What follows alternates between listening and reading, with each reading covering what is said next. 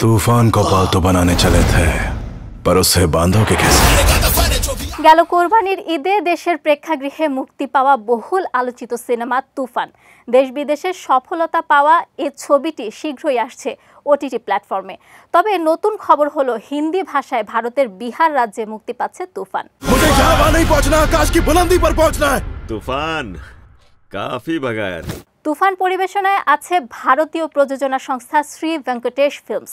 ৭ September দুপুরে তুফানের trailer release করে তারা জানায় আসছে ১৩ সেপ্টেম্বর বিহারে সিনেমাটি মুক্তি পেতে যাচ্ছে। ১ মিনিটের তুফান ট্রেলারটি করা হয়েছে হিন্দি ভাষায়। এরই মধ্যে সিনেমাটিও হিন্দিতে ডাবিং হয়েছে।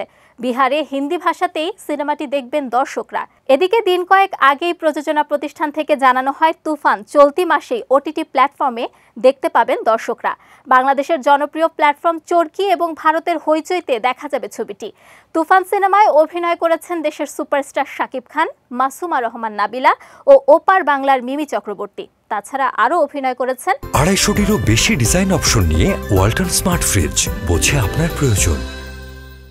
মিশা সওদাগর, ফজলুর রহমান বাবু, শহীদুজ্জামান সেলিম, সালাউদ্দিন লাবলু সহ অনেকে। আদনান আদিব খানের চিত্রনাট্যে তুফান সিনেমাটি নির্মাণ করেছেন রায়হান রাফি, আর প্রযোজনা করেছে আলফাই। সঙ্গে ছিল প্রযোজনা প্রতিষ্ঠান চরকি ও এসভিএফ। এ সিনেমায় শাকিব খানকে দেখা গেছে দ্বৈত চরিত্রে।